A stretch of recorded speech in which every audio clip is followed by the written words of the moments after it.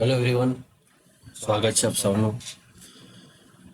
Students, તમને ખ્યાલ જ છે કે જૂની નિરીક્ષકની એક્ઝામમાં જે ભાગ 1 છે એમાં ક્વોન્ટિટેટિવ એપ્ટિટ્યૂડ એટલે કે મેથ્સમાં કેટલાક ફોર્મ્યુલા બેઝ ક્વેશ્ચન હોય છે.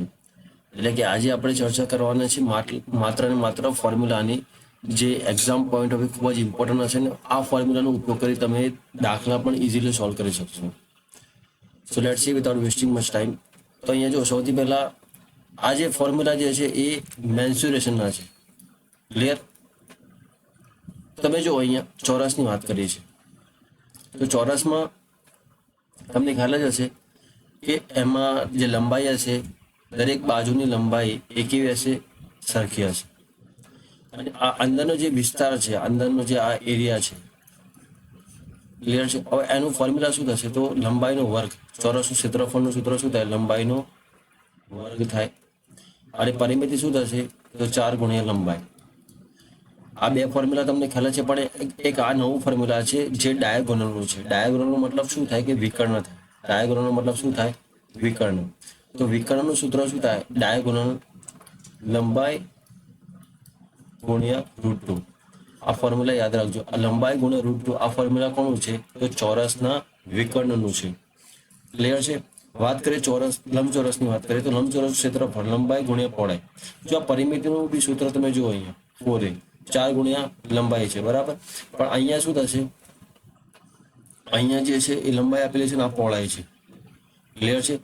તો લંબાઈ ગુણ્યા પહોળાઈ એ ક્ષેત્રફળનું સૂત્ર છે 2l + b. એ સૂત્ર લંબચોરસની પરિમિતિનું છે. અને વિકર્ણ જો અલગ પ્રકારનું સૂત્ર હોય તો આ વિકર્ણનું છે. તો લંબચોરસની વિકર્ણનું સૂત્ર યાદ રાખજો, લંબાઈનો વર્ગ પ્લસ પહોળાઈનો વર્ગ વર્ગમૂળમાં.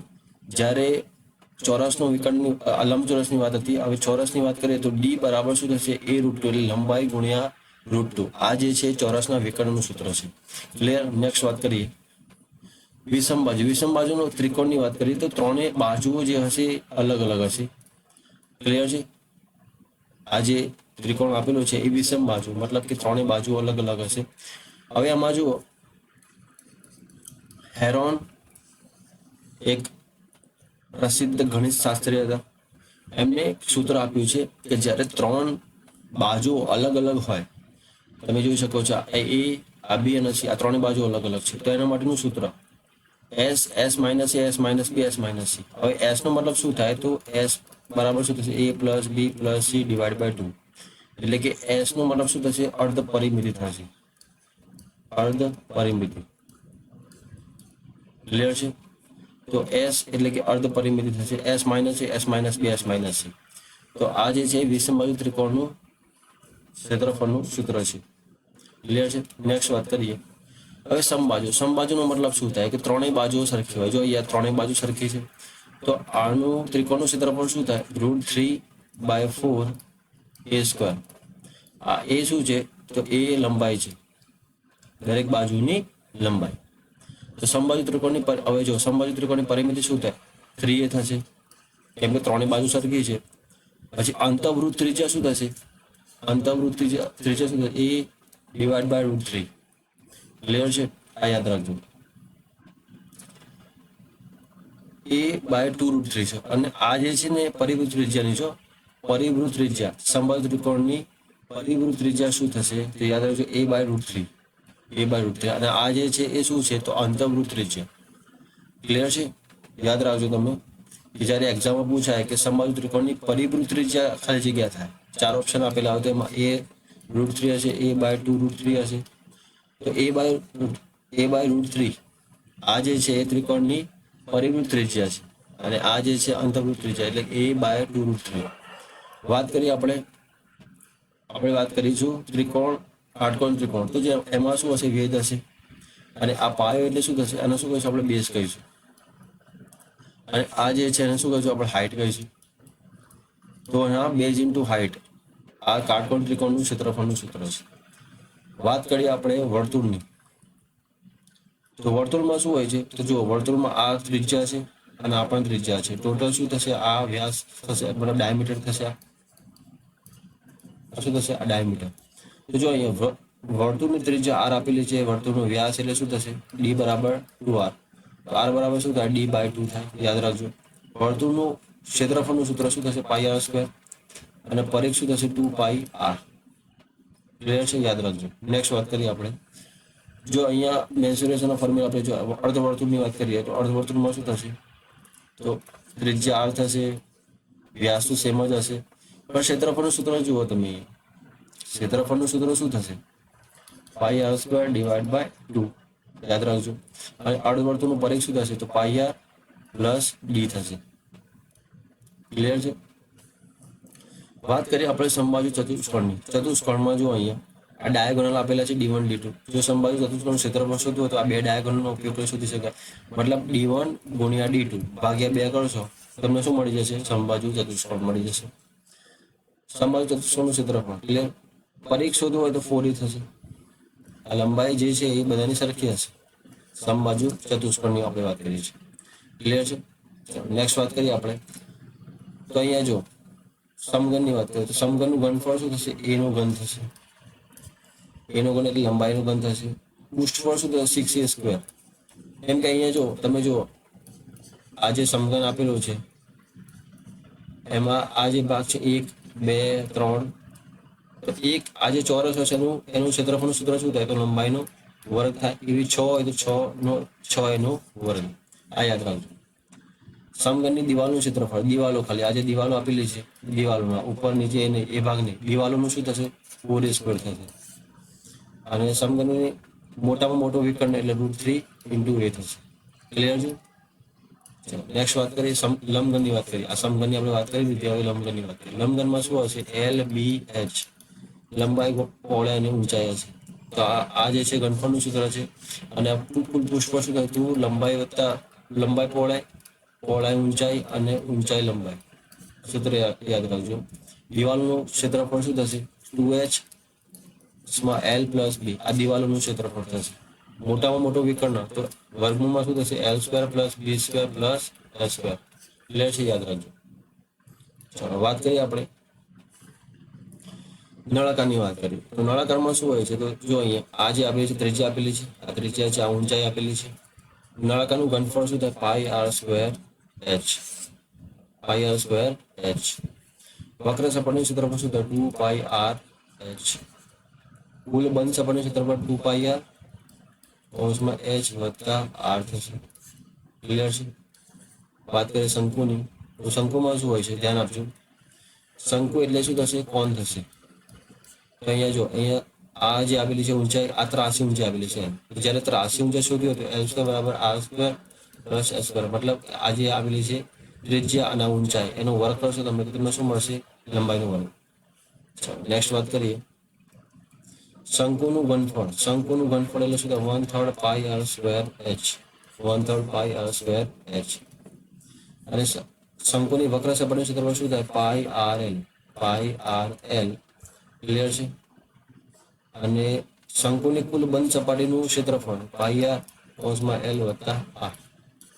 ક્લિયર થઈ ગયું. તો આપણે અહીંયા અર્ધવર્તુળ જોયું, ત્યાર પછી સમબાજુ ચતુષ્કોણનું ક્ષેત્રફળ, સમબાજુ ચતુષ્કોણ જોયું, આપણે ઘનફળ જોયું, ઘનફળના સૂત્ર એટલે કે અહીંયા સમઘનની વાત કરી, એને ઘનફળ પૃષ્ઠફળ દિવાલોનું ક્ષેત્રફળ જોયું, મોટામાં મોટો વિકર્ણ.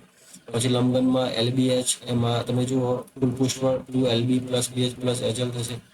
લંબઘનની દિવાલોનું ક્ષેત્રફળ 2LB પ્લસ BH થશે એટલે 2HL પ્લસ B. મોટામાં મોટો વિકર્ણ વર્ગમૂળમાં L square plus B square plus h square થશે. એવી રીતે નળાકારની વાત કરીએ નળાકારની નળાકારનું ઘનફળ તો શું થશે પાઈ આર સ્ક્વેર એચ, વક્ર સપાટીનું ક્ષેત્રફળ 2 પાઈ આર એચ, નળાકારની કુલ બંધ સપાટીનું ક્ષેત્રફળ 2 પાઈ આર કૌંસમાં h વત્તા. કોણની વાત કરીએ શંકુની વાત કરીએ ત્રાસી ઊંચાઈ શોધવું તો L square plus r square plus h square થશે. ઘનફળ pi r square h 1/3 pi r square h થશે. શંકુની વક્ર સપાટીનું ક્ષેત્રફળ પાઈ આર એલ થશે. શંકુની કુલ બંધ સપાટીનું ક્ષેત્રફળ પાઈ આર કૌંસમાં L વત્તા આર થશે. એટલે નેક્સ્ટ વાત કરીએ ગોળો. ગોળામાં શું હોય છે તો જો ગોળાનું ઘનફળ 4/3 પાઈ આરનો ઘન અને કુલ સપાટીનું ક્ષેત્રફળ 4 પાઈ આર સ્ક્વેર થશે. અર્ધ ગોળો હશે એના માટે કંઈક અલગ હશે. જો અર્ધ ગોળામાં 2/3 પાઈ આર નો ઘન થશે અને 3 પાઈ આર સ્ક્વેર અર્ધ કુલ સપાટીનું ક્ષેત્રફળ એટલે જો 2 પાઈ અહીંયા જો અને પાઈ આર સ્ક્વેર એટલે શું થશે અહીંયા 3 પાઈ આર સ્ક્વેર. ક્લિયર? ચલો ભાઈ, અડધો ગોળાની વક્રસમાં 2 પાઈ r સ્ક્વેર થશે. તો આટલા સુધીના જે ફોર્મ્યુલા હતા એ મેન્સ્યુરેશન હતા. હવે જો આગળ વાત કરીએ આપણે તો સમાંતર શ્રેણી. જો સમાંતર શ્રેણીમાં કેવું હશે, એમાં an બરાબર a plus n minus 1 into b. એક આ સૂત્ર sn બરાબર n/2 a plus l. Clear છે? અને એક સૂત્ર છે sn બરાબર n/2 2a plus n minus 1 into a. આ 3 ફોર્મ્યુલા બેઝ મોસ્ટલી ક્વેશ્ચન પૂછાતા હોય છે. તો એનો મતલબ પ્રથમ પદ થશે, n એટલે n મું પદ થશે, d એટલે તફાવત થશે, એટલે કે d બરાબર શું થશે, બીજું પદ માઇનસ પહેલું પદ. ક્લિયર છે? જ્યારે છેલ્લું પદ આપેલું હોય ને ત્યારે આ સૂત્ર યુઝ કરી શકાય. નેક્સ્ટ વાત કરીએ સાદું વ્યાજ અને ચક્રવૃદ્ધિ વ્યાજ. દેખો સાદું વ્યાજ એટલે શું થશે, એક પહેલા વર્ષમાં પણ સેમ હશે, બીજા વર્ષમાં જે પહેલા વર્ષમાં જે વ્યાજ હશે એ બીજા વર્ષમાં પણ હશે સેમ ટુ સેમ, અને ત્રીજા વર્ષમાં પણ હશે.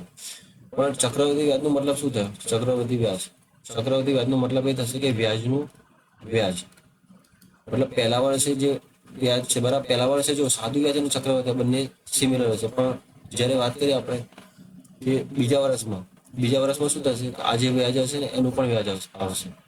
ક્લિયર છે? એને આપણે શું કહીશું? ચક્રવૃદ્ધિ વ્યાજ. સૂત્ર યાદ રાખજો, એસઆઈ સિમ્પલ ઇન્ટરેસ્ટ બરાબર PRN ભાગ્યા 100. આગળ પરથી તમે મહિનાનું પણ શોધી શકો, દિવસનું શોધી શકો, વર્ષ વાર્ષિક શોધી શકો. ક્લિયર છે? પ્રિન્સિપલ થશે rate of interest, time period થશે, આ સિમ્પલ ઇન્ટરેસ્ટ. ચાલો, પી એટલે મુદ્દલ થશે, સમય એન આપેલું છે, વ્યાજનું દર આપેલું છે. ચક્રવૃદ્ધિ વ્યાજનું સૂત્ર એ બરાબર એટલે એમાઉન્ટ થશે પી પ્લસ 1 r ભાગ્યા 100 ને એન. આ સૂત્ર યાદ રાખજો.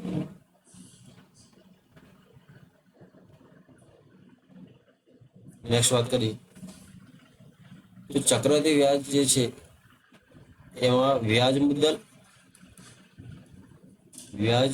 મુદ્દલ માઇનસ મુદ્દલ, તો તમને ચક્રવૃદ્ધિ વ્યાજ મળશે. I is equal to a minus p. આ ફોર્મ્યુલા તમે યાદ રાખજો, I is equal to a minus p. Clear છે? પછી જો 6 માસનું પૂછવું હોય, ત્રિમાસિકનું પૂછવું હોય, તમે જોઈ શકો છો. હવે આ હોડી અને પ્રવાહ જે છે એના ફોર્મ્યુલા આપણે અલગથી જોઈશું. ક્લિયર છે? આમાં જે ફોર્મ્યુલા આપેલા છે શોર્ટમાં આપેલા છે, પણ આપણે ફરીથી સારા ફોર્મ્યુલા જોઈશું. ચલો, અહીંયા આપણે વાત કરીએ સમય અંતર. દેખો ઝડપ બરાબર શું થાય, અંતર ભાગ્યા સમય. ઝડપ બરાબર અંતર ભાગ્યા સમય. અંતર બરાબર શું થાય સૂત્ર, અંતર બરાબર ઝડપ ગુણ્યા સમય થશે. ત્યાર પછી જો સમય બરાબર શું થશે, અંતર ભાગ્યા ઝડપ. આ સૂત્ર યાદ રાખજો. ક્લિયર છે? વાત કરીએ સરેરાશની, વાત કરીએ આપણે નફો કોડમાં પણ કંઈ નથી, એના પણ આપણે અલગ સૂત્ર જોઈશું. નફો અને કોડના સરેરાશની વાત કરીએ. સરેરાશનો મતલબ શું થાય, આપેલ મધ્યકનો સરવાળો ભાગ્યા કુલ અવલોકનની સંખ્યા. સરેરાશનું બીજું નામ મધ્યક છે બરાબર. x બાર બરાબર sigma xi divide by n. Statistics ધોરણ 10 ની અંદર આ સૂત્ર આવે છે. બીજા બી ઘણા સૂત્રો આવે છે. x bar is equal to a plus sigma fi di, નીચે n આવશે. આ પણ એક સૂત્ર હશે, ધોરણ 10માં આવે છે ઓલરેડી. લસા ગુસાની વાત કરીએ તો લસા ગુસામાં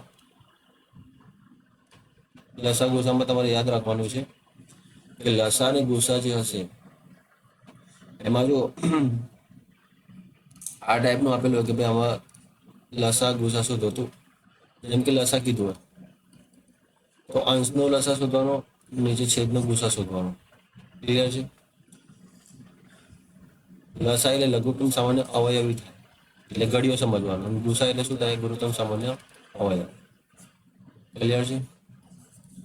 ટકાવારીની વાત કરીએ, ટકાવારી હંમેશા 100 ના આધાર પર આપણે લેતા હોઈએ છીએ. હવે જો આ જે છે ને બહુ મોસ્ટ ઇમ્પોર્ટન્ટ છે, ક્રમશઃ ટકાવારી, એટલે કે a plus b minus ab divide by 100.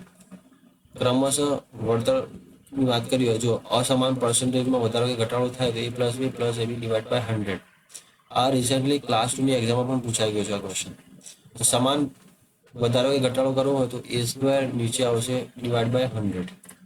Clear છે? આ સૂત્ર ખાલી યાદ રાખજો અત્યારે. નેક્સ્ટ વાત કરીએ તો સંભાવના. તો સંભાવનામાં શું હોય છે,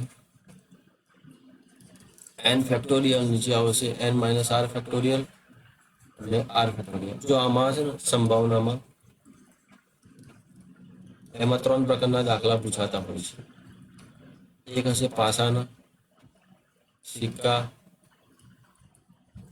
પત્તા અને દડાના.